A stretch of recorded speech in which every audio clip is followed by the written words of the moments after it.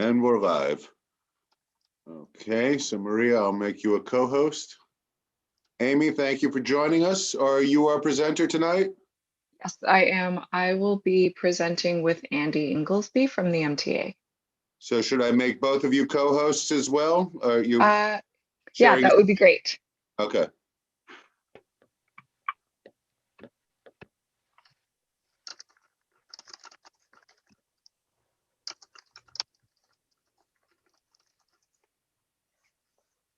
Hi, Cindy, and hi, Joan. Thanks for both joining us. Cindy, you're the only chair I have so far. But I do have 6 o'clock, so I'm going to open it up to attendees now.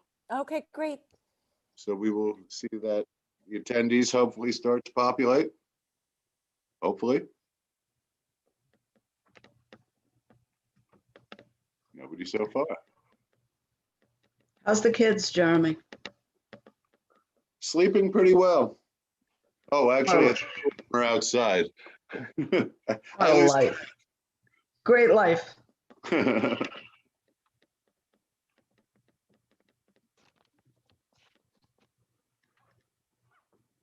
Amy, I like your lighting behind you. Thanks. For some reason in my bedroom, like all of my ceiling lights start flickering after a while, so I have to unscrew them. I don't know what's going on. I think my room is haunted. So these ones don't flicker and don't freak me out, so it works. So you could have said, you know, you're more exciting than the rest of us and the rave is starting and you have to leave. Exactly. I also have other party lights in my room, but I don't want to be too distracting. We have an attendee.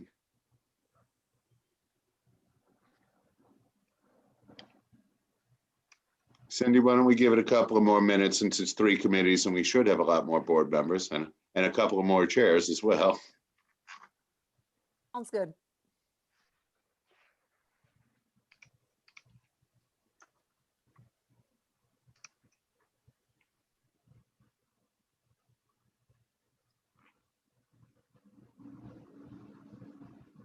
Everybody. Hi, John. Hey, John. Hi, John. Hi. Miss you guys. I can't wait till we get back together. I like the tree in the background. And look at that great ocean there. I wish I was there. I wish I was there. You know Me that, too. Joan.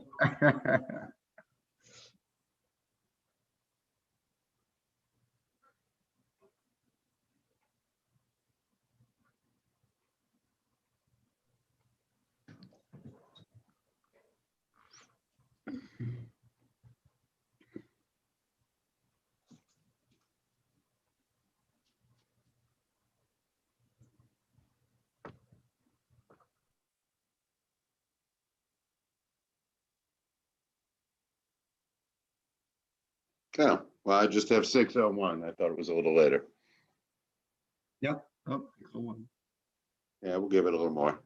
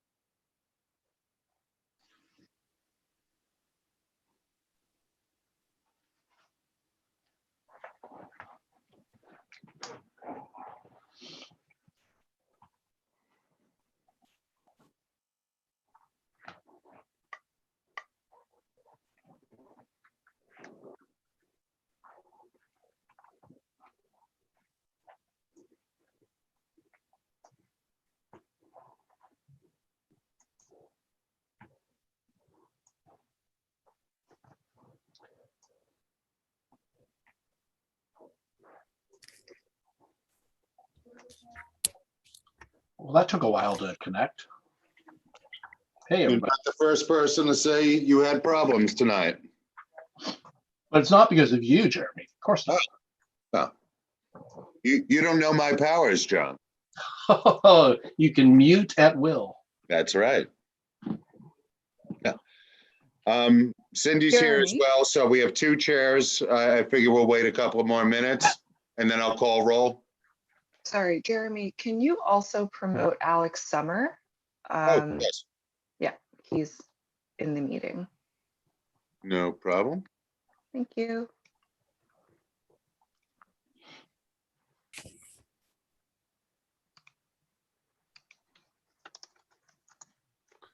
And then John and Cindy, I will make you co-hosts as well. Hey, Cindy, we're co-hosts. Should have witty banter like morning show. It's good to see you. It's good to see How was your everybody. day? All right, not so bad.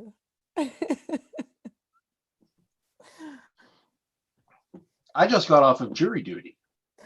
Wow. This is my first day in a month back at the office.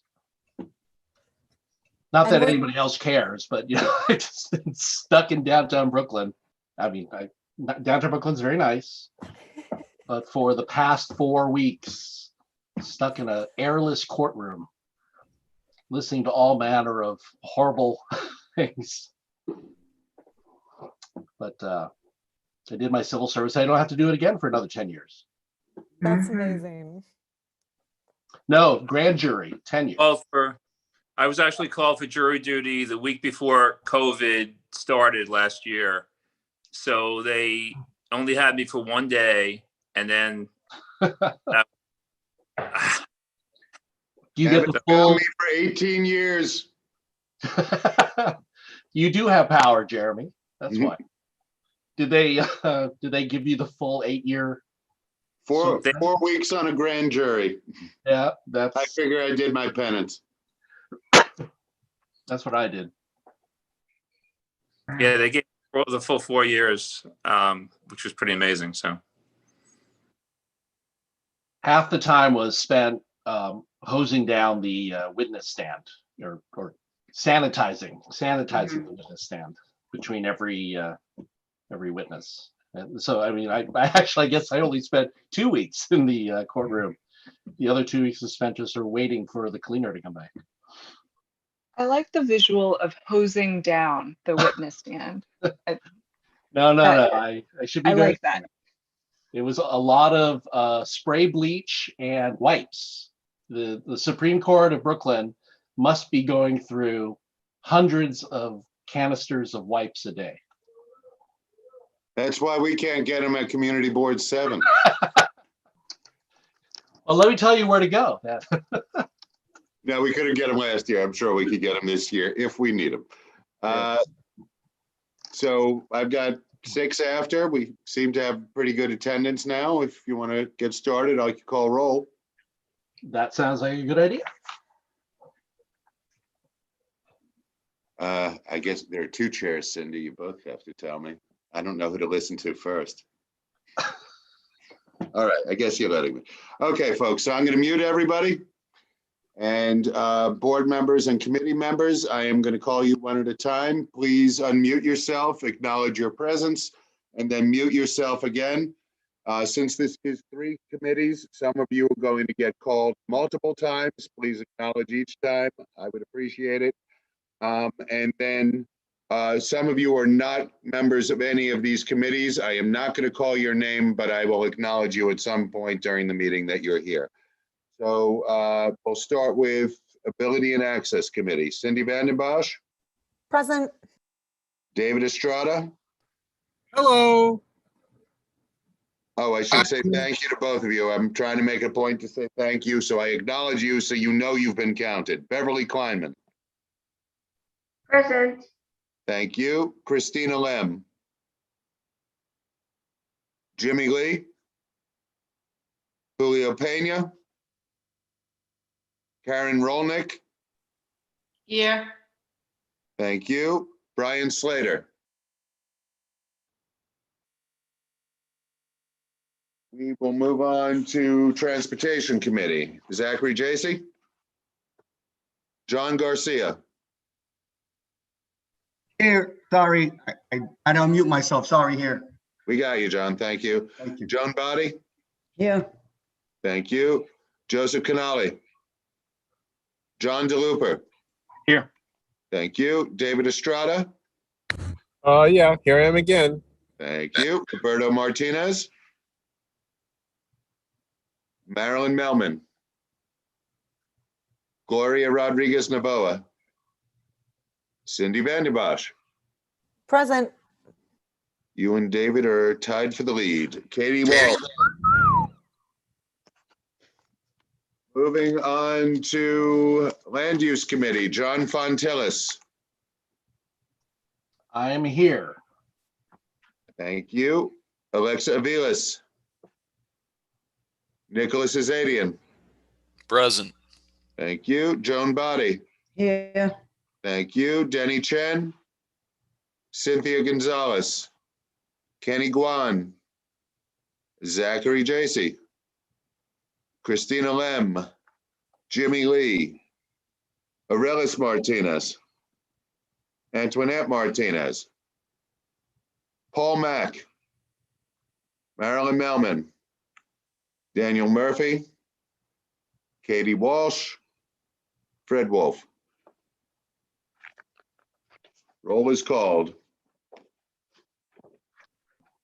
All right, thank you, Jeremy. Cindy, unless you want to, you have anything specific you want to open up the meeting with? No, I think I'm just looking forward to hearing the presentation.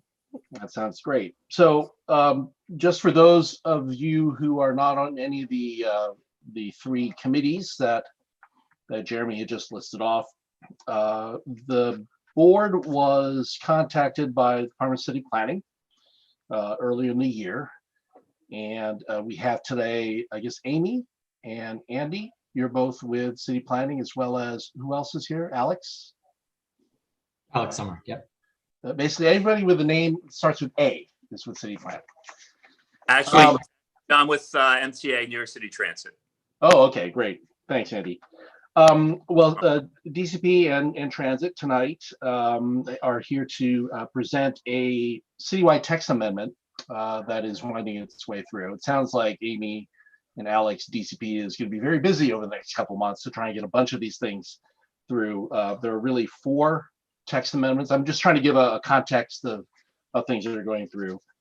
In addition to the item that we're talking primarily about tonight, which is zoning for accessibility, subway station elevators, there's also the FRESH program is expanding about grocery stores in, I would assume, food deserts in the city and trying to encourage their growth. And then a health and fitness tax amendment, which would simplify the zoning requirements for gyms and massage therapy spaces. We know we've done a lot of those recently, going back to the outmoded regulations from the 1970s. And then lastly, a text amendment about open restaurants. We know David Estrada in our district, our lively restaurants on Fifth Avenue seem to actually enjoy having those spaces in the parking lanes. So, I mean, there are a couple of these other amendments that are winding their way through. Because they are text amendments, the board, it's not a uniform land use review process. However, it is a text amendment, which means at some point the board will have to vote on all of these. But it seemed like the one that seemed to have a lot of interest in our district is zoning for accessibility. So I guess without further ado, Amy, can I hand it off to you and maybe introduce your compatriots and tell us a little bit about what this amendment will entail? Yeah, for sure. Thank you so much for having us. My name is Amy. I am a planner in the Brooklyn office at the Department of City Planning. Joining me today is Andy Inglesby, who is from New York City Transit. and Alex Summer, who is the deputy at the Brooklyn office at DCP. So today, let me just share my screen. Oh, what is happening? Sorry. There we go. Okay. Does everyone see this? Great. Okay. So today we are presenting zoning for accessibility. This text amendment was referred out in April of this year, so a month ago, and it's a joint application by the New York City Department of City Planning and the Metropolitan Transportation Authority. So I will let Andy take it away. There you go. Great. Thanks very much, Amy. Can everybody hear me? Yep. Okay, great. So as Amy said, for those of you that do not know me, I'm Andy Inglesby, Assistant Director for Government Community Relations, MTA, New York City Transit. I handle most of Brooklyn, and I'm the liaison between the elected officials, the community boards, and community organizations. So I know a lot of you know me from the Transportation Committee, and it's good to see everybody. Sorry we can't be in the same room together. And first and foremost, everyone at MTA wishes everyone, we hope everyone is staying safe and healthy during these tough times, but hopefully getting better. So as Amy said, we're here tonight to talk about ZFA, and the MTA and DCP are proposing a citywide zoning text amendment that will allow the MTA to work more efficiently with private developers to achieve system-wide accessibility. There's two parts to this. First is the system-wide transit easement requirement, and the second is an expanded transit improvement bonus in high-density areas. And we're going to get into more details with that as we continue the presentation. Okay, next. So our stations are old, and they did not plan for vertical accessibility when they were built. Most stations were built before 1950. We have made progress through our various 5-year capital programs, but we obviously have a long way to go. Currently, there's only 136 of the 493 subway or Staten Island Railroad stations that are accessible. That's broken down even further, 132 out of the 472 subway stations and 4 out of the 21 SUR stations. And then there's 25 out of our 39 Long Island Railroad and Metro North stations within the city limits that are accessible. And an important point to note is in the blue box there that ADA accessible stations are actually including many features, not just the elevators that you see in stations. They need to be readily accessible to and usable by individuals with disabilities. For example, the 59th Street NR station that was recently made ADA accessible in an ADA project in Community Board 7. You'll also notice a lot of other amenities like the yellow tactile strips on the platforms, handrails as necessary, and also other elements would be ramps whenever a ramp would be necessary to make the station ADA accessible. So just to make it clear that ZFA focuses on the vertical accessibility portion of ADA. Next. This slide really just shows how many people are impacted by ADA. Vast amount of New Yorkers and our customers would benefit if we can get more accessibility in our transit stations. Obviously, people with disabilities, parents with young children, the senior population, the ever-growing senior population, including myself, and people with temporary injuries, and just everybody who takes the system. Obviously, sometimes they're looking to take the subway, I'm sorry, to take an elevator, and you know, it would behoove them and us if we can make one available to them. Okay, next. And that's why the MTA has made a historic commitment to accessibility in our latest capital plan. Of the 8.4 million New York City residents, there are 550,000 residents with an ambulatory disability, 500,000 children under 5 years old, and 1.2 million residents who are over 65. And this inaccessible transit is a problem that's only impacting more and more people and becoming more important, which is why the MTA has made a commitment in our 2020 to 24 MTA capital program. Next, please. Thanks, Amy. We have more than $5 billion dedicated to making 77 stations accessible in our current 2020 to 24 program, including 2 in Community Board 7, the 36th Street D and R station, and also the 8th Avenue N station within CB7. Those are the 2 stations that we will be coming to you in the future with details regarding those ADA stations. And 43% of New York City Transit stations serving over 3/5 of our riders will be fully accessible. And then the ultimate goal of our current 2020 to 24 program is to make our stations, our 472 stations, in such a way that no customer will be more than 2 stations away from any accessible station at one time.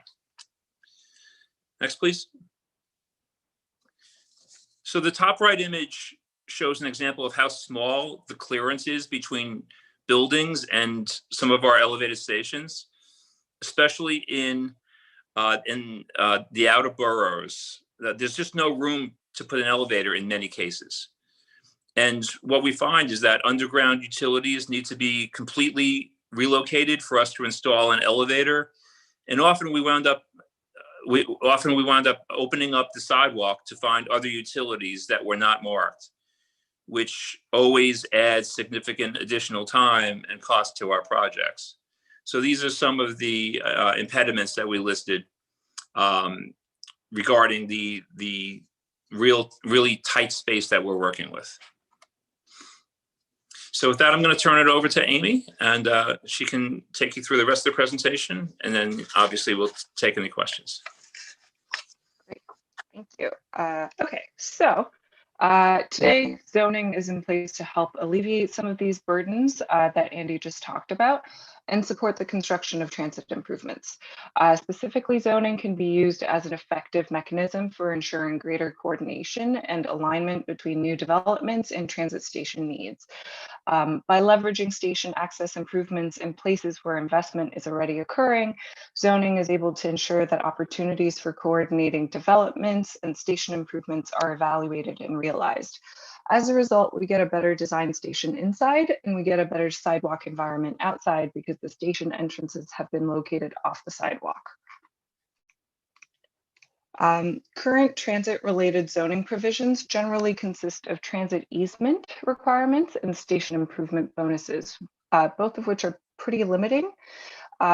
Easement provisions address the challenges of locating new station entrances and other transit amenities. An easement, which is a legal right to use another person's land for a specific limited purpose, has traditionally been used to provide space for new station entrances, passageways, or ancillary facilities that support subway lines such as emergency egress or ventilation structures. However, in the zoning resolution today, these provisions have very limited coverage and only apply in a few areas in the city, such as along 2nd Avenue for the 2nd Avenue subway line, and most recently in the Special Inwood District. Also, the zoning resolution doesn't currently provide a citywide consistent approach for facilitating transit easements on development sites around transit stations. And as a result of these limitations, there have been a lot of missed opportunities for the MTA to locate ADA access at optimal optimal locations on development sites next to stations. So this brings us to zoning for accessibility, which is a proposal that seeks to create more opportunities for accessibility throughout the transit system through zoning tools available to us. To support the long-term planning needs of mass transit stations and facilitate transit station upgrades, zoning for accessibility proposes to expand the easement requirement system-wide to most station adjacent sites, to provide zoning flexibility on sites where easements are provided to offset potential burdens of the requirement. And I grayed out this third point because it doesn't apply in CD7, but I wanted to include it just for completeness and for transparency. It's to increase participation in the transit bonus program by increasing its area of applicability to other high density areas in the city. So the first component of this proposal is a system-wide easement requirement that would assist the MTA and other transit agencies with identifying opportunities for locating future station access points and other station facilities. As part of this requirement, all developments and enlargements on zoning lots within 50 feet of mass transit stations and in applicable zoning districts would need to file an application with the MTA and the chairperson of the City Planning Commission to determine whether an easement on the zoning lot is needed to help facilitate station access improvements in the future. The applicable districts include residential districts that support multifamily apartment buildings, which are generally more compatible with transit station entrances and other transit related uses. These districts include R5 districts mapped with a C24 overlay and above, and then also R5D districts. Medium and high density commercial and all manufacturing districts would also be subject to the requirement, as developments in such districts are more easily able to accommodate station entrances. While the process of obtaining certification would be required for most sites within 50 feet of a transit station, it's anticipated that the MTA will only ask for an easement in limited places that are most optimal for future transit access around each station. So here we have a map of Community District 7. And these are all the stations that are relevant to Community District 7, and the district is outlined in red. We can come back to this map at the end if you have any questions or want to look at it further. We also have station-specific maps if you would like to see.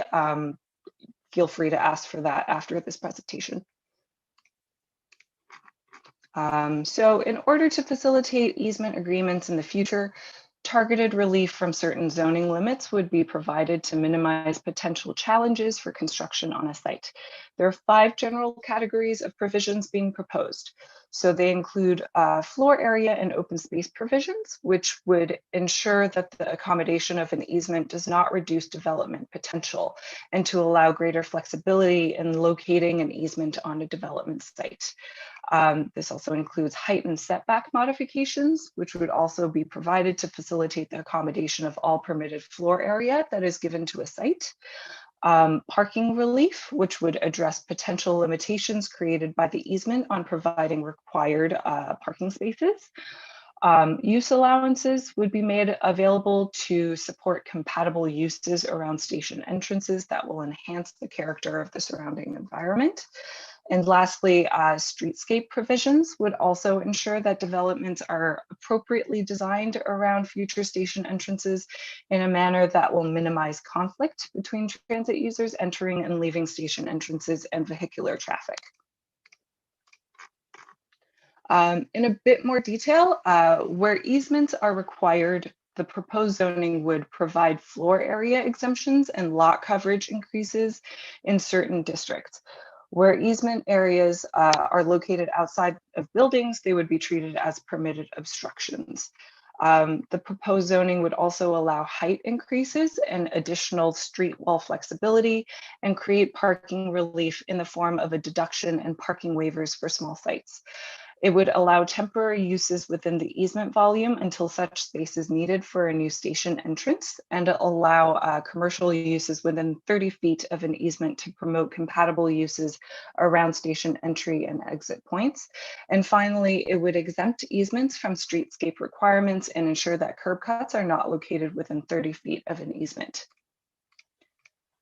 So in conclusion, Zoning for Accessibility proposes a zoning text amendment to establish a framework for coordinating the siting and provision of transit station improvements with new developments on adjacent sites. As part of this framework, a required consultation process would apply to all developments and enlargements on zoning lots within 50 feet of mass transit stations and in applicable zoning districts. Where easements are needed, targeted relief from certain zoning limits would be provided to such developments and enlargements in order to minimize potential challenges for construction on a site subject to the proposed requirement. For sites below 5,000 square feet or where conversions are proposed, the requirements would not apply.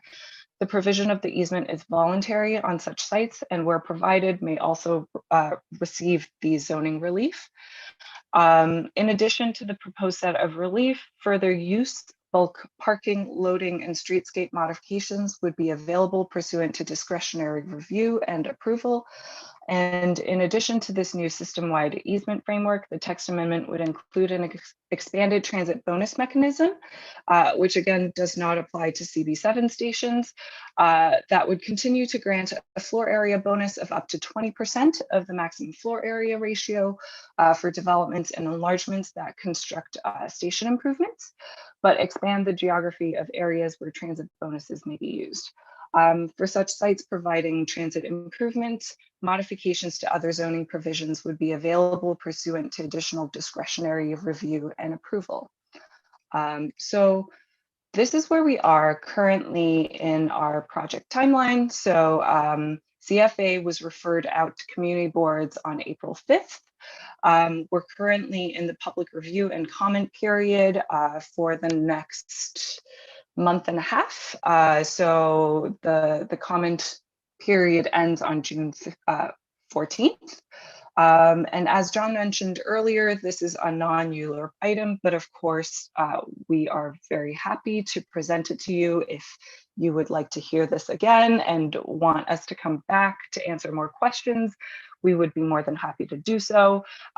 We would love to hear any comments or suggestions that you have during this period, and we welcome all community board recommendations too. And so the public review involves briefing all of the 59 community boards, the 5 borough presidents, the 5 borough boards, the CPC, and the city council. And that concludes my presentation. We're happy to take any questions now. Yeah, Great. actually, before we take questions, I just wanted to reiterate the fact that this ZFA does not in any way replace the 2020 to 24 capital program or any other future 5-year MTA plan. It's really a mechanism to complement it. So I just want to make that clear that, you know, we still are going to be creating 5-year capital plans with additional accessible stations. Well, like the one, the current one, as I said, includes the 36th Street station in Community Board 7 and the 8th Avenue end station. So I just want to make it clear that this is not a replacement for our capital program. It is just to complement it. Great, thanks, Andy. Before we go to questions, I just want to clear up attendance-wise. Zach Jacey has also joined us, as well as Cynthia Felix, John Johnston, and Catherine Walsh, and Hector Gonzalez. Great, so we'll do questions. If you could raise your hand in the participant list, you go down, click participant list. You can raise your hand, and what I'll do is I'll go through, keep an eye on it, and if somebody has a question, I will hand it over. Attendees, the first round is for the panelists. You will have an opportunity, so please feel free to raise your hands. Yes, and I'll let you know as we go forward. who's on. So why don't we start with Cindy as a co-host, and then Zach, then Nick, and then Joe. Cindy? Yeah, so I just want to thank you all for coming, for proposing this zoning text amendment. You know, anything that we can do to increase accessibility in our transportation system, or really anywhere in the built environment, I think in New York is something that we really want to support. Now, one thing that I just was hoping for clarification on is just a better understanding of what the current situation is. You mentioned that easements only apply along 2nd Avenue in special zoning districts. And if you could provide just a little bit more context about sort of what the current challenge is. I understand sort of, I think I understand the changes, but if you could speak a little bit more to the present situation and the challenges you've been up against to create more accessible entrances and pathways to the subway stations.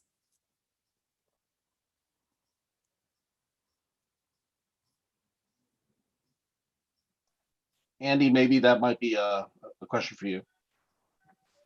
Yeah. So as it's Cindy, you hit the nail right on the head. You know, we certainly have had difficulties in the past. It's really a station by station case, but you know, we certainly are looking at this currently. But we're thinking that ZFA would really help us with some of the developers in the future if this text amendment does go through. So you know, that's a big reason why we're here tonight to try to, you know, we're going to every community board trying to talk this up, and hopefully it'll get into a permanent zoning text amendment. But you know, it's really, as far as to answer your question in particular, you know, it's really a station by station basis. We have a development division within MTA that, you know, we work with all the developers. You know, sometimes stations just don't have easement areas. Sometimes they do, and we put elevators in that don't make the entire station ADA accessible. Sometimes, you know, there's a couple of stations where only half is accessible. So, you know, I mean, there's a lot of challenges as you had indicated in your question. So I don't know if that fully answers your question, but. Okay. All right. Yeah, thank you. And I guess one other thing I wanted to ask about was the 5-year plan, you know, whether that, and perhaps we can discuss this later if it's not connected to this, but the impact of just COVID and the fact that, like, are we still on track for the 2020 to 2024 capital program? We are. If you had asked me that a year ago, I would have, you know, really had to say we'll get back to you. But we believe that our 5-year plan is still accurate, and you know, what we're doing is we're putting out a couple of stations in bundles. So we're working on the first 8, and we just announced the next 8. So we're doing it in phases. So as I said, the 36th Street DNR station is one of them. We had originally committed to the 8th Avenue end station in a previous capital plan. So those are the 2, as I've said a couple of times, that are within CP7.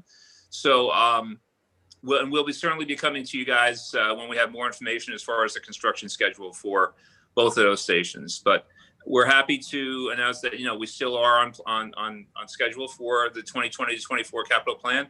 And, you know, I guess this is really the first time that I've been before many committees after we did 59th Street back in November. So we were very happy that we were able to get that done. And we thank the community's patience, because we know that 4th Avenue was a bit of a mess during the construction, but we really appreciate you guys' patience, and you know, I think it worked out with a really nice ADA station. So yeah, absolutely. Thank you so much. I appreciate it.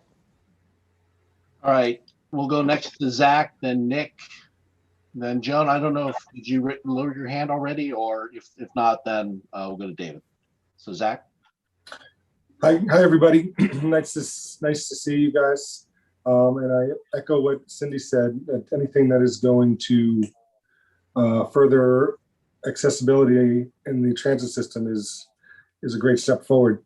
So I have two questions. One, there was a slide you had up where you had 36th Street and 8th Avenue and all the other stations in our district, and then there was 25th Street with a special its own special situation because of the variance that's been granted to 737. So I was wondering if you had any timeline, or you've been in touch with Totem about their timeline, and so should we expect a third accessible station within the next few years in the district? And then the second thing that we've brought up before with 36th Street, while you're making it accessible and putting in an elevator, we should also look very seriously at opening up the 34th Street entrance to that station, having two entrance points for a express track. There's just one entrance and exit at one end of the train. And having a second exit would help accessibility as well. Thank you. Yeah, I can take the second question. Yes, Zach, absolutely. First of all, good to see you. And yes, absolutely. I know that's something that, we've heard from the community board for several years now. And, certainly I will bring it back, and I will continue to advocate for it. There's certain reasons why, we have current staircases and entrances closed. But I will certainly take it back to the stations department, and I'll see if there's any kind of an update whatsoever on it, and I'll let you guys know. I'll turn it over to Amy for the first question, if that's okay. Yeah. So for 737 4th Avenue, when they go to DOB for the building, like construction permits, they will need to go through this process again. There's no built-in grace period for projects that have already been approved through ULURP. And so they will need to have, what they've essentially done right now is that they've had discussions with the MTA already and agreed upon like the easement volume and location, things like that. So they've sort of sped up that conversation with us for that certification.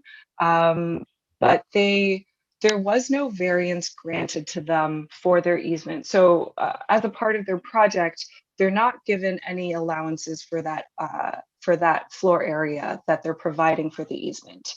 Does that make sense? Because ZFA is not currently in effect.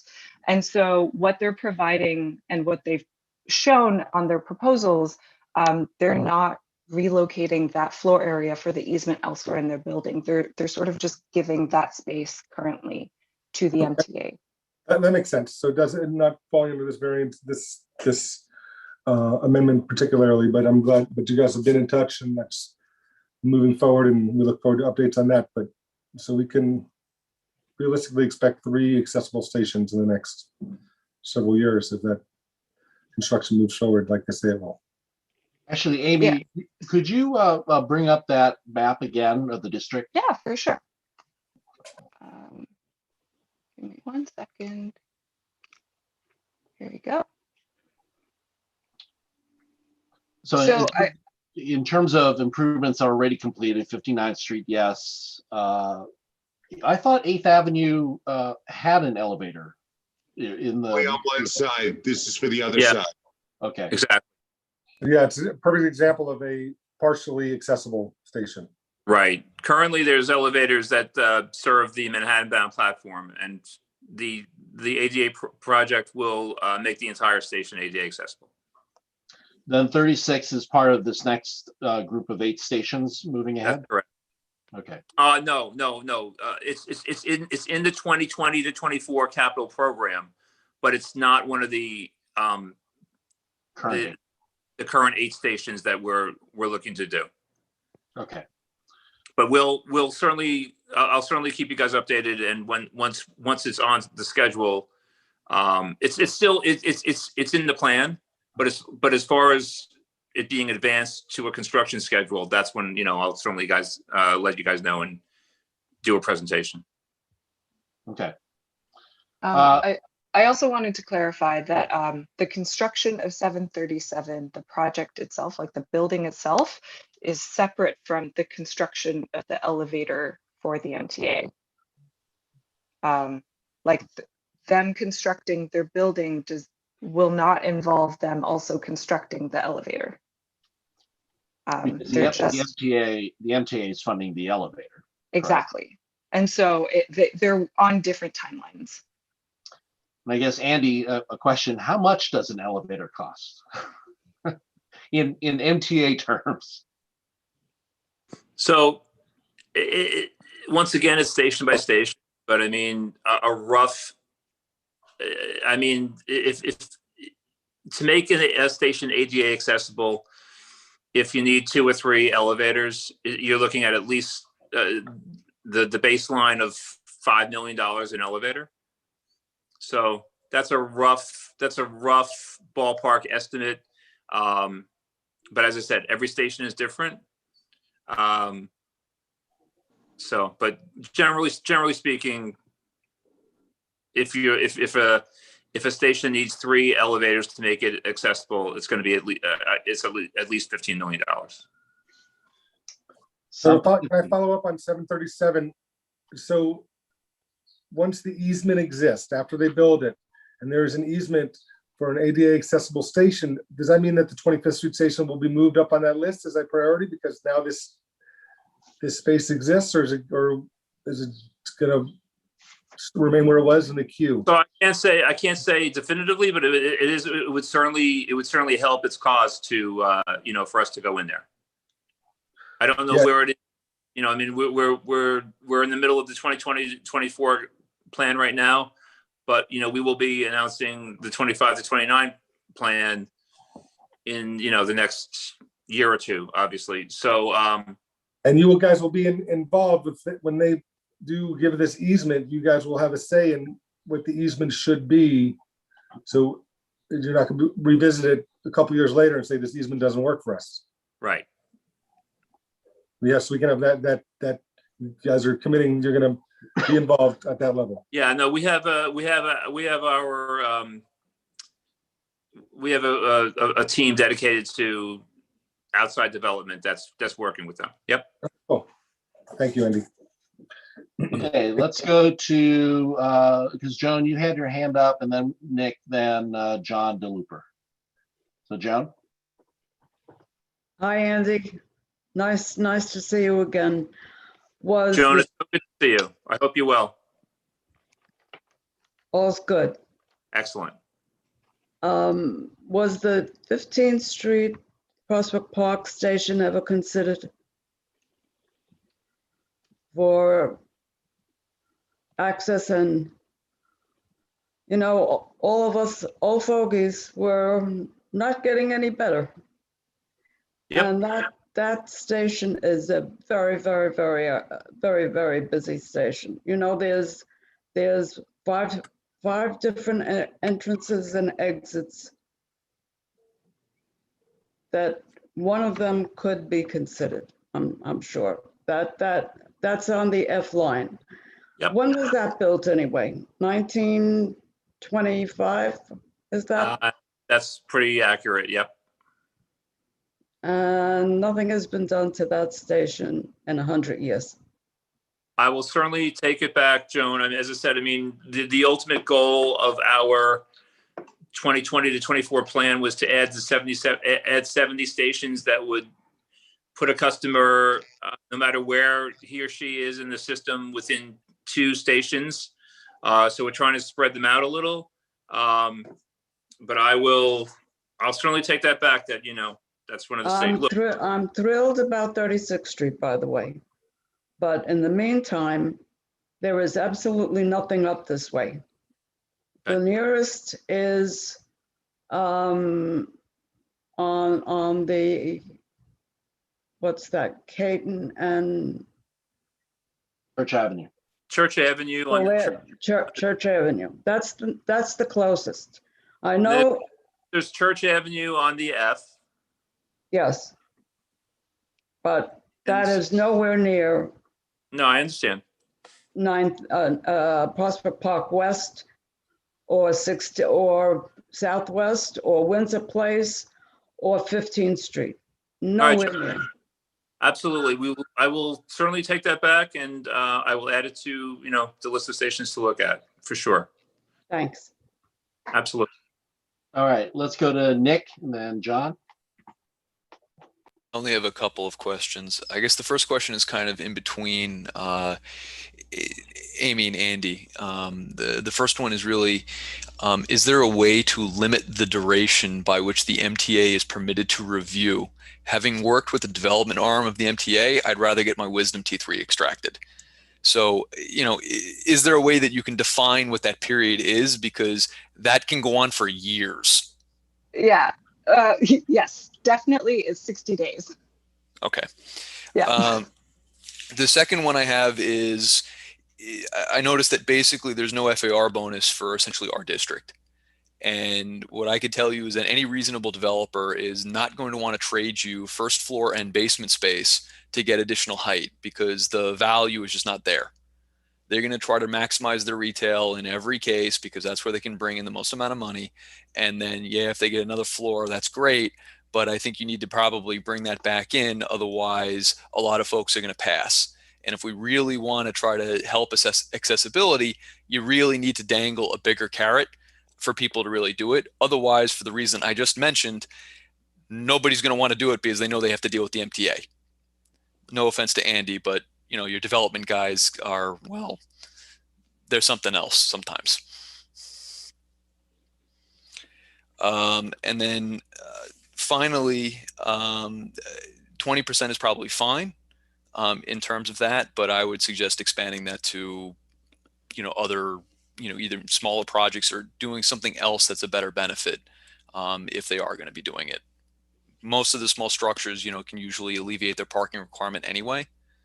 So there's a lot of other ways around this. So the bonus mechanism as proposed in ZFA is only applicable to R9 and R10 districts, of which, as you likely know, there is none in CD7. I definitely hear you on providing more benefit to incentivize developers, but as of right now, this is a part of the proposal. But for the easement, it is a requirement. And so if the MTA has determined that they do want an easement on your development, the developers will have to provide it. So it's basically confiscation, if I'm reading this correctly, for the public good. For the public. Yeah. Okay. Thank you. It is asking nicely for some space on your ground floor to construct an elevator for the benefit of the community. But also they would be given back that space, right? Like that floor area will be given back to them. So they will, that area will be exempt from the overall calculations of their building. Okay, thanks, Nick. Let's go to John DeLooper if you still have your question. Yes.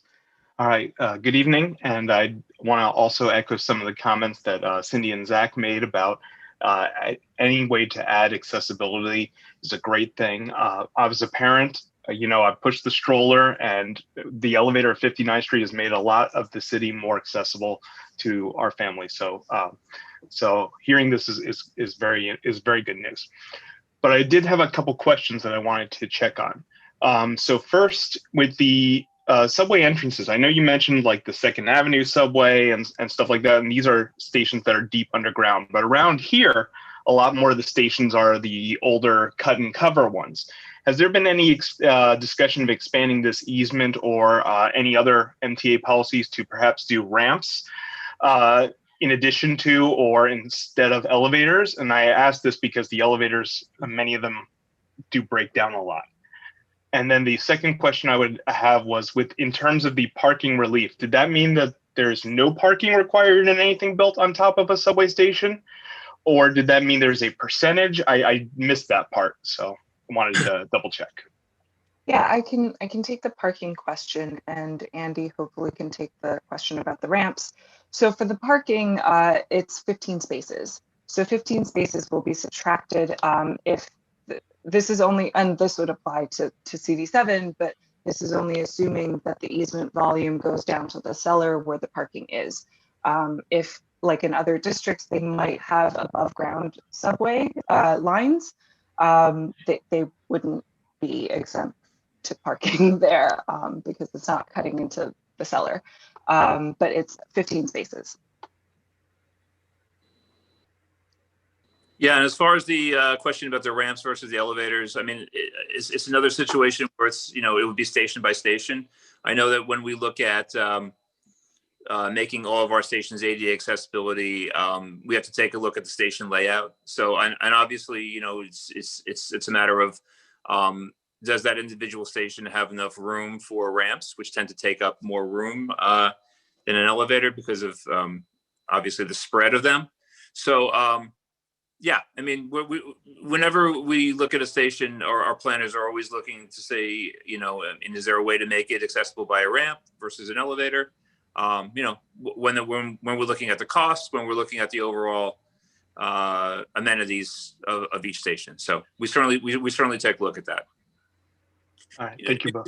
An example of a station at CB7 that would lend itself really well to a ramp, for example, would be Fort Hamilton Parkway on the F. I mean, there's plenty of space there. So, I mean, as I said, I don't know what the planning is as far as, that station, elevators versus ramps. But I mean, off the top of my head, as a non-planner, I mean, that would be one station within CB7 that would, certainly lend itself to the possibility of ramps. Thank you. Andy, this is John. I'm sorry, John, did you have another follow-up at all? Okay, if not, this is John Fontillis. Andy, I guess, I kind of laughed off the cost per elevator, mainly because, I've actually, full disclosure, I actually did the transit guidelines back in 1991. It was my first job after moving to the city. So you can blame me for all the handrails, the A handrails and the B handrails that are around the city and the green globes. But I guess the Prospect Park station was, Prospect Avenue station was redone recently. Not a full renovation, but as a sort of a test case to try and do a quick spruce up that was hopefully less expensive, but trying to provide new lighting and new amenities. Just like 53rd Street. I'm sorry, 53rd and Prospect as Right. well, both. I mean, it would seem to me that there's got to be a way, whether or not it's a mechanical lift or maybe some other way to do rather than a full-on elevator that may not cost as much. I mean, I would think that at 53rd Street, the secondary entrance, it's more around 51st. I use that all the time, but you could have a lift on the handrail relatively easily. I know it's a mechanical device, it breaks down, et cetera, but there's got to be a better way than waiting $15 million for 3 full-on elevators and all the changes in underground utilities that you have to get out of the way in order to build these things. Has transit thought through other alternatives to achieving accessibility that may be less expensive? Yeah, absolutely. We're always looking at alternative solutions for sure. So as I said, ramps are certainly one of the ways, but to do that, and we do have ramps in a lot of our stations. But yeah, I mean, we're taking a look at everything we can. Obviously, cost is a factor, but in order to alleviate the costs, our accessibility division, we have an MTA. A division solely dedicated to accessibility, both at MTA and New York City Transit. So they're looking at alternatives all the time, and they're working with our planning division and our capital budget divisions all the time, trying to see if we can, cut costs. But as I said, cut costs in a way that it'll still be an efficient ADA system at the stations. So. But yeah, there is the station that's, obviously my station, which is 45th Street, has a closed entrance on the southbound platform. Right. I mean, I would think if we could reopen that and then maybe test out a chairlift there, because it's pretty, I would think easy to operate, and the area on the street level is pretty clear. But there's got to be a better way rather than spend $15 million to do full accessibility.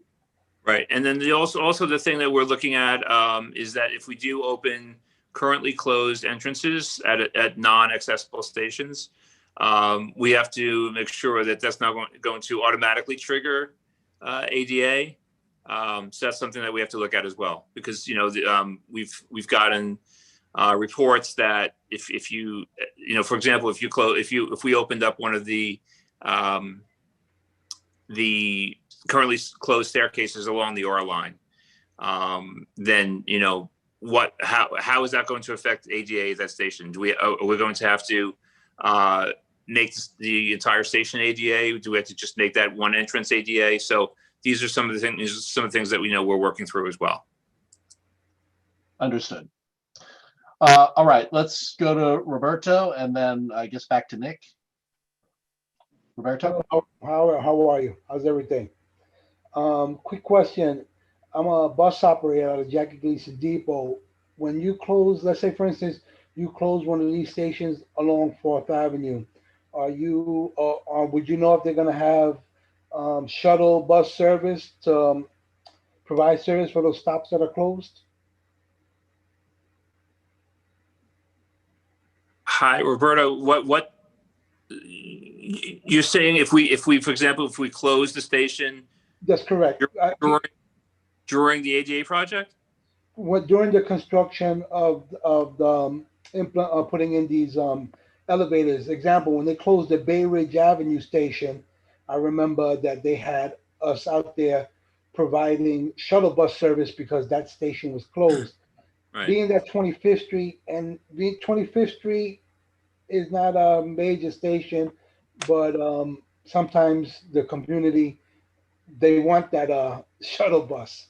So sure. The way I can answer that is that, first of all, no construction plan has been made whatsoever about 36th Street, which is the station that is in the 2020 to 24 capital plan. And if whatever we wind up doing at 25th Street, so we haven't made any kind of a service plan whatsoever yet regarding shuttle buses. Okay. But what I can tell you is that at 59th Street, for example, we just did a huge multi-year project at 59th Street, and we were able to keep the station open. So there's and getting back to their ordinary life. As a result, the city. So it's not 100% determined that we would have to close the station at 36th Street or 25th Street. Okay. But we'll more to come once we have a definitive plan on what we would do. Absolutely, because like I said, if that was to be implemented, I would like to get an early jump and let my managers know at the depot. Yeah, it's a little too early for that, Roberto. All right, no problem. Thank you very much for your service. Forward planning, right? Absolutely, always.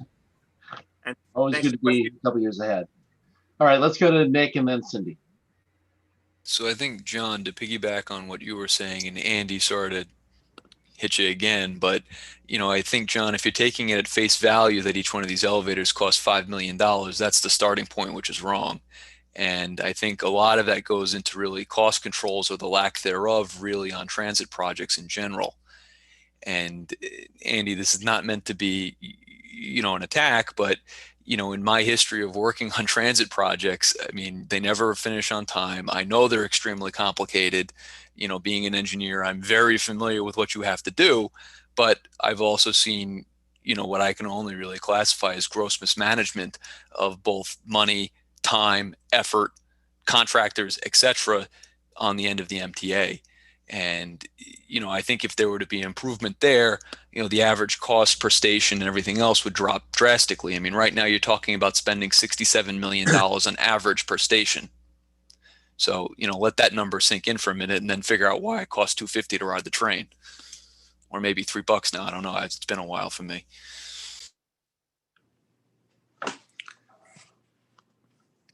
All We're right, not well, trying to gang up on you, Andy. It's it's one of these things where it's transit. It's always transit.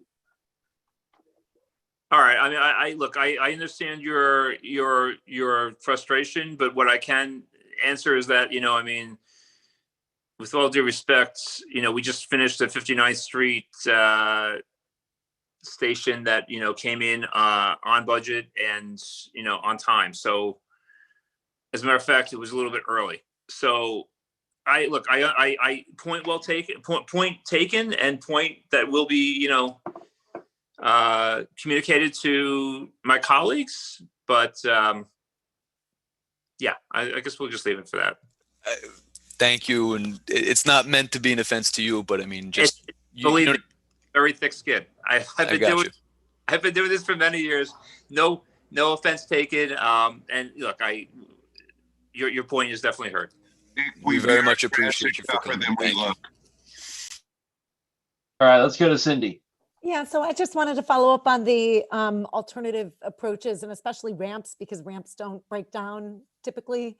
And so if there is a way that we can put in a request to explore that for the Fort Hamilton Parkway station and any other station, frankly, like if there's any way that we can get a ramp, that's always the way to go from my perspective, because it's going to work. And I just want to thank you. Like, this is very exciting to me that there's, at least we're making, this seems to me like a step in the right direction, and the kind of decisions that we need to be making to structurally kind of incentivize to whatever extent we can improved accessibility for the whole city. It benefits everybody, not just people with disabilities. So I just wanted to thank you, and also, of course, express my preference for ramps or any other solution that we can put into play that's practical and will benefit the general population of people in our district. Yep, absolutely. Thank you for the words, and we'll certainly I'll certainly talk to the planners to see what we have in store for as far as ramps are concerned. Might not be much of a public facing answer right now, because as I said, right now it's 36th Street and 8th Avenue, which are both scheduled to be elevators, but certainly take the words about the ramps back to the planners for sure. John, before you call the next person, let me just jump in and acknowledge, I believe I didn't mention Cynthia Felix earlier. Sam Sierra is here as well. And Roberto Martinez introduced himself already. It's a little like the Oscars. Who's in the room? I wouldn't know because I didn't watch it. There you go. It was in a train station. How about that? David Estrada. Hey, hi. Sorry if I get some bedtime noise in the background. I wasn't sure, because I didn't get a chance to look at the agenda, if there's a formal vote related to this from Community Board 7, but on that prospect, because I saw this with ZQA-MIH and others, how can this community board express more than yes? And by that, I mean, historically, we've been really strong advocates for accessibility in the broadest sense of the word. And I understand that some things have to go through city channels around, developing a special permit or changing text amendments and so forth, just like the flood resilience and things like that. But how do we express that we care about this more than just saying yes, and catch the spirit of what I've heard in the questions now about looking for creative solutions, and what about when a developer is more than halfway there already trying to get you space, or is there something that we can do, I guess is my question. Is there action to be taken now?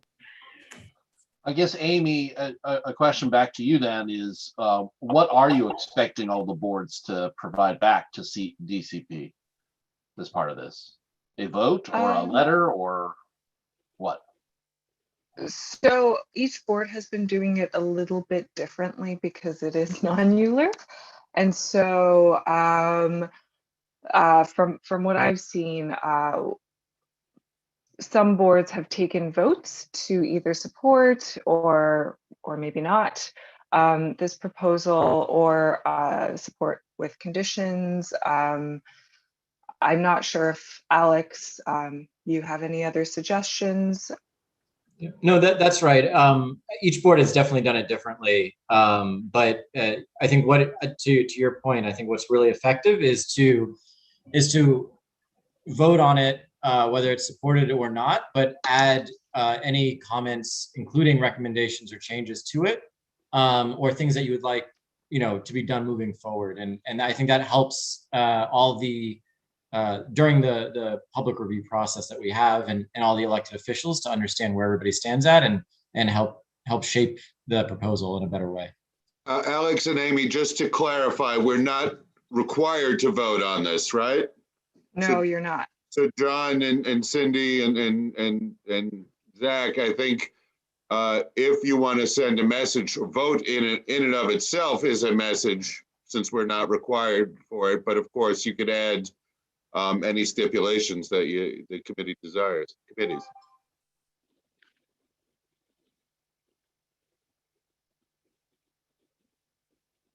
Well, I guess the question is, if it is a vote, then at the next board meeting, we would have, we should have a committee vote tonight. I guess, is it a land use thing, or is it, what's the? I suppose it could go through any committee, but since this is actually a land use or a presentation from city planning, that would be most appropriate. My fear is that land use is not as well attended, committee members. Fortunately, we don't have a committee requirement. Well, sorry, a quorum requirement. For land use though, right? Any land use item, it's only land use committee members that can vote. This is a joint committee meeting, so you all committee members. So perhaps it could be a joint resolution of the committees. Right. Okay. Helmed by land use. And can we include some of the recommendations that were discussed, like the exploring other options, ramps, some of the locations that we discussed, like the Fort Hamilton stop, the 15th Street stop, as well as kind of support for the projects that are already underway. Also, any cost saving measures that can be put into place as per kind of Nick's comments in order to make installing elevators a little bit more kind of, I don't know what language you want to use there, Nick, but affordable and efficient. And also like an improved incentive structure, like if that can be explored to further incentivize developers. Those are kind of the areas that I heard, but I don't know if anybody else heard other recommendations that they'd like to see. I would withdraw the cost comment for the MTA, because that's how the MTA does business, and you're not going to be able to change the MTA in that way. But I think we could certainly do something in regards to the FAR bonus, extending past R9 and R10 to affect this district. I don't know how John feels about that, but that's the only land use item we have. Well, no, I do think that the incentive should be looked at to encourage developers to provide this as a first decision point. It makes me think at 36th Street, what really should happen is that, I would assume, Andy, at 36th Street, you'd be probably putting an elevator either on the uptown side or the downtown side in the sidewalk / parking lane, because that's the only place to get down. But it might actually be better to take a portion of the development site, 36, the block between 36th, 35th, 4th Avenue to West, and then a portion of the cemetery, or I guess where the bike rack is, just because they're out of the way. And that sidewalk is it's pretty crowded, especially when the kids are out at high school. when the car service stuff is going full tilt. I mean, it's and now there are, you know, city bike in that area as well. There's just a whole bunch of things going on. It'd be great not to have the elevator enclosure, you know, smack dab in the middle of the sidewalk, but you know, that's only if that development site would be of interest. Right. And then thinking at 25th Street, you know, the old, what's the data building across the way, that's directly catty corner to, or opposite. I mean, that right now is a commercial lease for rent. But if somebody had interest in that site to build a development, it'd be great to get that elevator again off the sidewalk into that site. But in a way, you're stuck, as you said earlier, Andy. You're stuck on developers who are interested in looking at the site to get that land. You know, if you don't have that, then like 36th Street, you're stuck putting the elevator essentially on the public sidewalk. Right. And as far as 36th Street is concerned, the station that's in our current plan, yeah, as you said, you know, we could go in saying, okay, so here's an obvious place for the elevator as far as, you know, it would make the most sense. It has the widest sidewalk. It has the less things that would interfere with it. But then, you know, obviously we have to do test pits to make sure that there's no major utilities issues underground. And, you know, there's a bunch of stuff as far as the phasing that we have to do and as far as the pre-construction work. And then ultimately, you know, it's just going to be what's going to be the best accessibility path for our customers. We don't want to dig the elevator in a wide sidewalk above ground just because it's a wide sidewalk, and then, you know, our customers will get in the mezzanine level and say, okay, well, I have no place to go. So, you know, obviously, I mean, I know you understand that, but, you know, that's just some of the things that we have to look at when, you know, ultimately in planning. So. Well, okay. So then, Zach and Cindy, since you're co-chairs on this, the proposal will be to write a letter in support of the zoning for accessibility amendment. And then we'll have a couple of now blanked out on what's the phrase of the for consideration, etc. You know, these additional items for consideration, such as to try and advance the improvements at 36th Street to you know, closer in the capital plan moving ahead. Sorry, I guess I was talking to myself for the past minute. John, it was spotty. I'm not sure everybody heard this, but the letter is to city planning, you're saying? Yes. About the zoning text? Yes. And we're telling them to put stuff in about the 36th Street station? No, we will also copy transit at the same time. So, but I'm just going through my 2 letters. 2 letters? Yes. Okay. Well, I'm just going to go through my list here of things that we've talked about, things that the idea that if we would love to have the improvement at 36th Street as soon as possible, that we understand that the costs to do these transit improvements are very expensive. We would like to see if transit could find ways to improve on that. I'm just going through my list item by item. We can resort it later.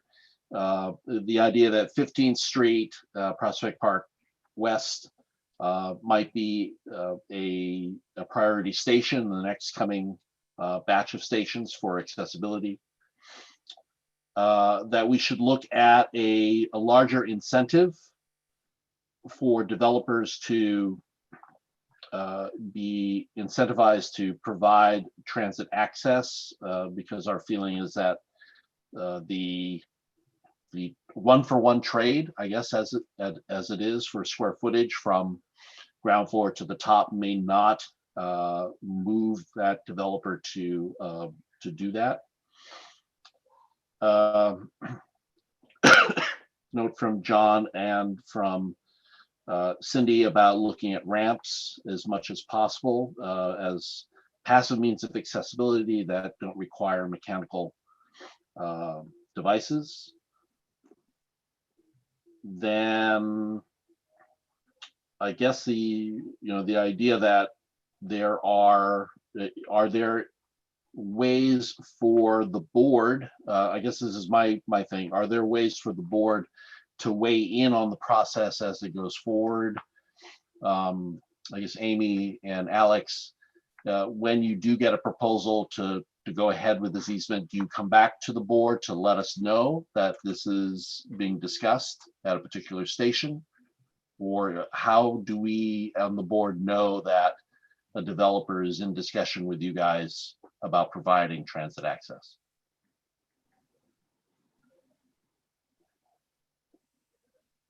I don't believe that these certifications come to the board for approval. But I don't think I'm asking for approval. I'm just saying notification that they're. Oh, okay. Yeah. So it's a certification process. And so like other certifications, the board will be notified. The certification involves the MTA determining, yes, we need an easement, or no, we don't need an easement. And so the board will be notified of that decision. Yeah, I think that would be a combination. I mean, maybe the initial notification would come from city planning. As I said, I'm not positive about the process, but, transit would certainly be in touch with you guys as far as, what we're hearing and, next steps. Okay. Well, it's just like, I mean, I haven't read the full text of the amendment, but if what you guys are saying that there is a chair note, it's a chair process, right? So the idea is that something is happening in your district. This is being reviewed at the chair level. CB7. This is to let you know we are in discussions. Blah blah blah. Okay. Let me just double check on that, and I can get back to you. I don't want to speak out of place and give you the wrong information. I can confirm and let you know. No, that's fine. I think that's something the board would like to have. That we'd like to be told. Okay. Yes. Understood. Yeah, definitely. So Zach and Cindy, was there any other item to add to that list? I think that covered it. Oh, sorry, Cindy. Go ahead. Cindy? Oh, I was just going to say, I don't believe so, but David Estrada has his hand raised and Karen did, but I'm not sure if you need to come on, but I just wanted to make sure. But otherwise, no, I don't have any. I don't have any. Zach, did you have anything else on that list? On the list? No, I thought you touched on all the points, and I think that's a good list. All right, let me pick up David, then Karen. David?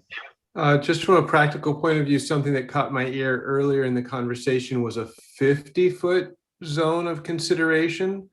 And yet some of the stations we're talking about are quite spread out and have varying configurations.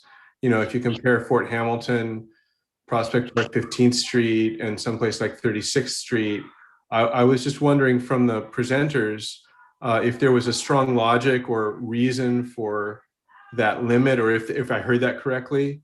And the second was a point I heard Cindy mention earlier that might be included in our communication was, this broader concern by Community Board 7 beyond the specific instances of stations within our boundaries, that we have a high value around accessibility system-wide. I mean, I know that's kind of baked in, but I want to make sure it's explicit in our communication if I had the chance to influence it. But I am curious about that 50-foot. Help me know more about that. Yeah. So it is 50 feet. And it encompasses the entire footprint of the station. And so that includes like walkways that exist currently. If you'd like, I can show you a couple of station specific maps. These are mostly illustrative, but they do show like the station footprint and that 50 foot area that surrounds it. So this is 25th Street Station on the left and Prospect Avenue on the right. Whoops, wrong window. Okay. And then 45th Street and 36th Street. Sorry, these are not in order. I should have ordered them better. No, they're very, very interesting. Yeah. And then 59th and 53rd. 15th Street, Prospect Park, and 8th Avenue. And then Fort Hamilton, which you brought up. That's an exceptional station, yeah, by any So measure. Fort Hamilton is very interesting because it does have that like long walkway. But that might be, that I mean, extends. just, not for nothing, but that might be the example that raises the question. You know, there are high value opportunities. It might be the rare exception where, you know, a consideration about this item, you know, broader than 50 feet would be really good for everybody, you know, maybe even the developers. So just, you know, note to file. I mean, I think 50 feet is pretty modest when I mean, I'm a layman, so forgive me, I'm not an engineer or land use person, but when I consider the scale of a station like 15th Street, Prospect Park West, or Fort Hamilton, 50 feet seems like an excessively modest ask with this. And I just wonder if there isn't an opportunity to broaden that in a way that, you know, gives the city more flexibility in the long term. Yeah, definitely understood. We can bring that back to our team. Also, if the board wants, you can also add it into the letter that you send into the CPC. Just to clarify on David's point, I'm sorry, Karen, for jumping ahead for a second, but David, I think that 50-foot zone is basically around the station going essentially in this particular case, east-west. So if you kind of see the yellow, or not the yellow, but the red outline essentially around that station. Yeah, I get it. I'm trying to think of the, you know, the incredible variety of, you know, 19th and early 20th Street stations underneath the modern city footprint. And, you know, the higher goal that's at stake here. And, you know, 50 foot just seems easy, but, you know, smart people have been working on this for a while. So I'm not bucking the idea as it stands, but maybe the board could express that we are open to the idea of a broader, you know, broader consideration. All right, Karen. I just kept raising my hand and lowering it because, you know, this is really a meeting about zoning text, and I didn't want to get into too much of the weeds on the 36th Street station. But the northern end of that station is, there is, at the northern end of that station, one business is a car tire shop, you know, and the other business is a dive bar. So I'm guessing that neither of those businesses would be extremely expensive to acquire through for the MTA to acquire, and that would also open up that end of the station, which is urgently needed. And I also wanted to mention that one of the things we might be able to offer, and I know I will get a lot of pushback for this, is additional parking relief, because studies have shown that when you increase the parking in a neighborhood, you actually increase the congestion. And several big cities in the United States have now passed laws that they don't allow any parking in buildings within a quarter of a mile of a subway station. And that has worked out very well to quiet traffic. And, you know, it's just, when you get done throwing tomatoes at me, we could maybe consider it. Yeah, I think you will find that most people at DCP will agree with that that view that you have. So for additional parking relief, if like developers are always welcome to come to DCP for a special permit that helps them reduce their parking even further. But as a part of this easement, the reduction of parking is 15 spaces. Hey, don't throw in that Karen. Unless you got mozzarella along with that. And It's some a basil. basil. There we go. The caprese tomato sandwich. All right. I'm not seeing any other. John likes that. John's hungry. I don't see any other questions. Let me just put out one last call if anybody has a question. Going once, going twice. Oh, great. An attendee. Maria. Let me open you up here. Maria, can you hear? Muted. No, I'm unmuted now. I'm here. Go for it. Okay. So I have one question and two questions. The first, and I'm gonna just give you the questions one after the other, and then whoever answers them.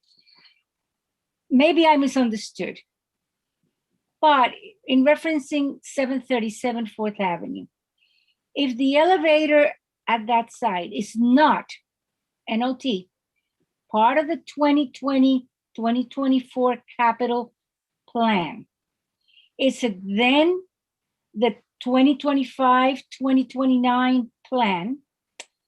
And if so, does the developer get to incorporate, and this is I don't know if this is good English, but the elevator easement related bonuses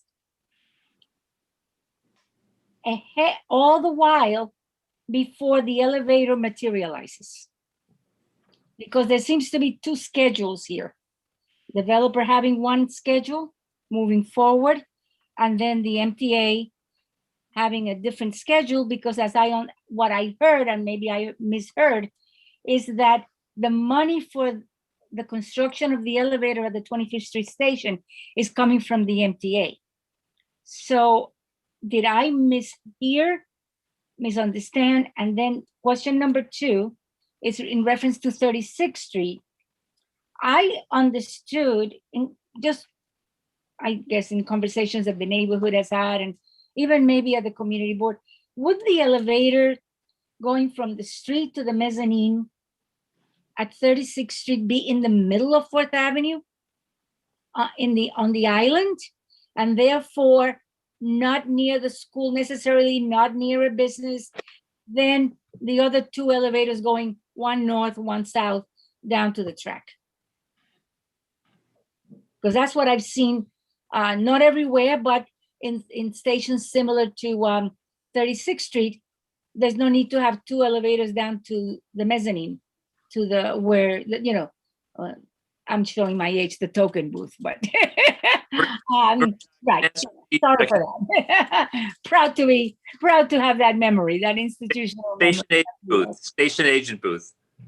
Well, listen, it was a token and it worked really well, and I loved Exactly. it better than those silly cards. But anyway, so Potato, that's it. potato. That's it. Those are my questions.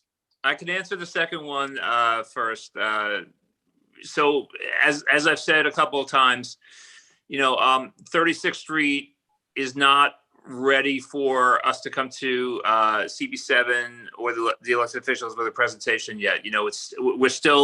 We're advancing all of the stations that were in the 2020 to 24 capital program, but some are on a different timetable. So haven't seen any plans regarding 36th Street, but we will certainly, once it's ready for public consumption, we will certainly come to the community board and present to you guys.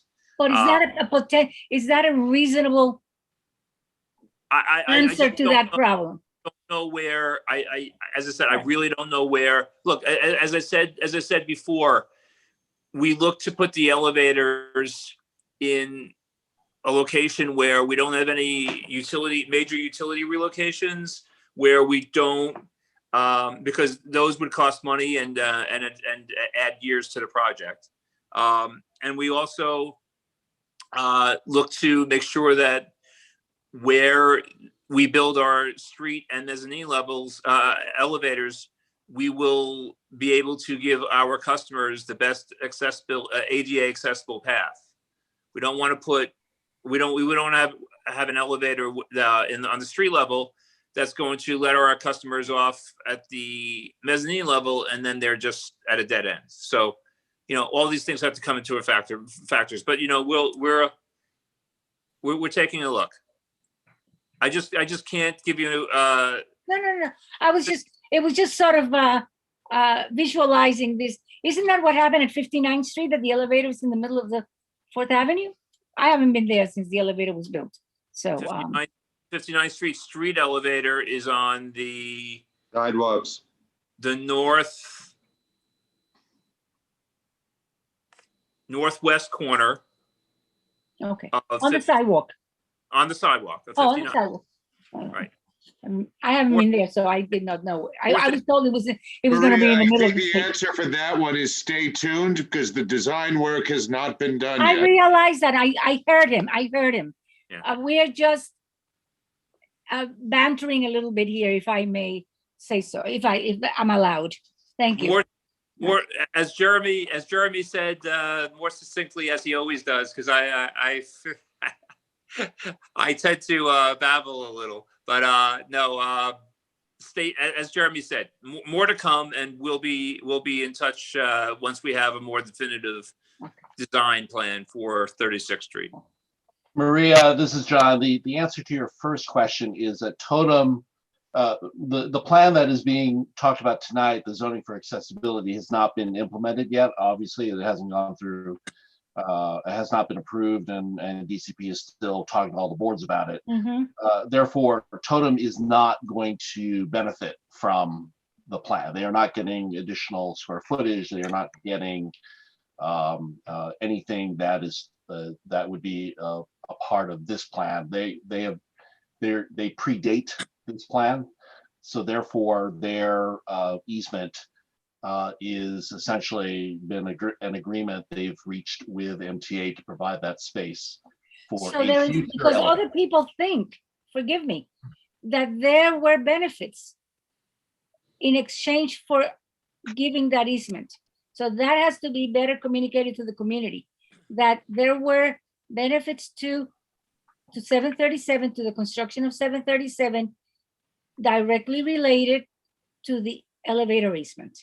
So then something got maybe not explained clearly, or not as well as it could have been, or something like that, because that is what a lot of people think is happening. So maybe that's a good place to add additional information and clarification. Thank you. I think that's Amy. That's, I think, the reason why that if the developer does engage with the MTA and city planning to look at instituting this easement in the future, we would like some early read on that. Yeah, so I think on Maria's comments about or question about the bonus, the bonus mechanism does not apply to 737. It does not apply to any development in CB7 because, again, it's not R9 or R10. And so there is no additional floor area afforded to the project. And like John mentioned, their project predates CFA, and if they submit for permits from DOB before ZFA is passed, they would not fall under any of these requirements for easements. Forgive me if I got this wrong, but the benefit was the zoning change itself. Am I wrong on that? The benefit that they get was the zoning change itself, and the fact that but it's not tied with transit in any way, shape, or form. But the fact that they have an easement for that, and they had these other things that they told us about was to convince whatever party, whether it's the board or the city council, to vote in favor of it. So the benefit was the zoning change. But it wasn't in It's not in quid pro trade. quo. Right. Which if this zoning amendment passes, there would be not a quid pro quo, but there would be a transfer of additional floor area given to the developer in exchange for the easement being granted. At 737, the developer provided the easement without any additional floor area. Right. And if I could clarify, there was a question earlier about some of the pitfalls of existing programs, and I think something to clarify about like 737 or other discretionary actions where they're asking for something, right? Asking for a zoning change. It gave the city the opportunity to say, hey, there's a subway station next to you. Can you provide an easement as part of that review? Right now, if you have an as of right project, there's nothing that says to a developer, hey, you have to come talk to the city or transit authority for that. So the easement that's being proposed right now, the easement text, would actually require even as of right development to come and chat with us to see if there's an opportunity for an easement. And in Community District 7, there is no additional floor area. It says if you have to give up a volume of space, you can replace that 1-for-1 somewhere else in the envelope in the building.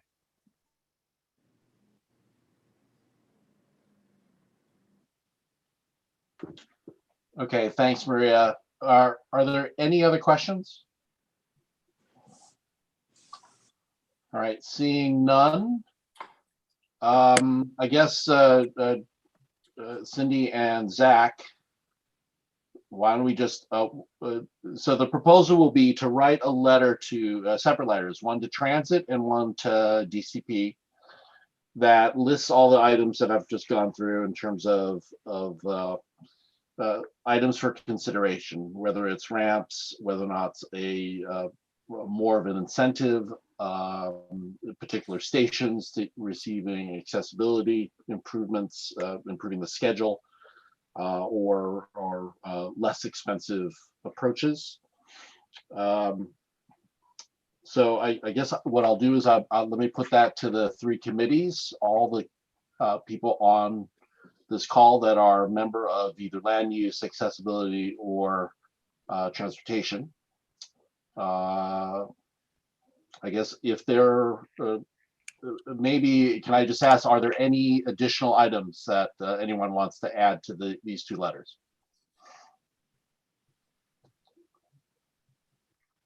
So not seeing any. The process will be, I'll do a draft, I'll send it to Cindy and Zach. We'll put together a final draft that we'll present at the board meeting in 2 weeks. Oh, I'm sorry, John. So I got confirmation about the community board referral. So as of right now, there is no referral to the community board for the easement certification. And so if that's something that the board wants to suggest that we include in ZFA, please include that in the letter as well. Understood. Okay, so what I think the process tonight will be, you've just heard me very badly describe what we're going to do over the next couple of days, what the intent is to these 2 letters. What we will do is we will issue them to the full board for review before the board meeting. But I guess I would like a motion to move this question that we will provide these 2 letters in the realm as I've just described. I guess, can I get a motion to adopt? So moved by David. Seconded by Nick. Second. Great, Joan. All right. I guess, can I just do an all in favor, or is this a? You could ask for unanimous consent, and if nobody disagrees. Okay. So for the members of the land use, accessibility, and transportation committees, I'm asking for unanimous consent on the motion to write these 2 letters. in the format that I've just described. All in favor? Aye. Any, I guess that's it. It's a unanimous consent. Any opposed? Abstentions? Motion carries. Well, that's a vote, actual vote, not, misconsent. It works the same.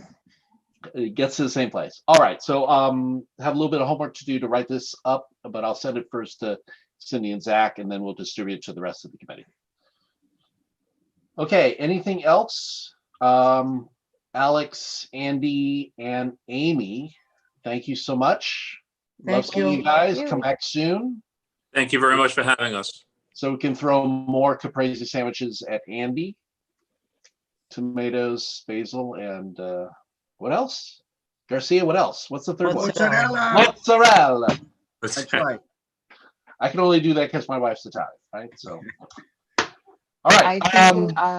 So I can share the deck with you tomorrow. I can email that to the board and you guys can share it around. Does that have the station by station Yep. map as well? Okay, Yep. great. Don't forget the basil and the olive oil too, a little bit of salt. And the mozzarella, don't forget. Oh my God. Crazy salad.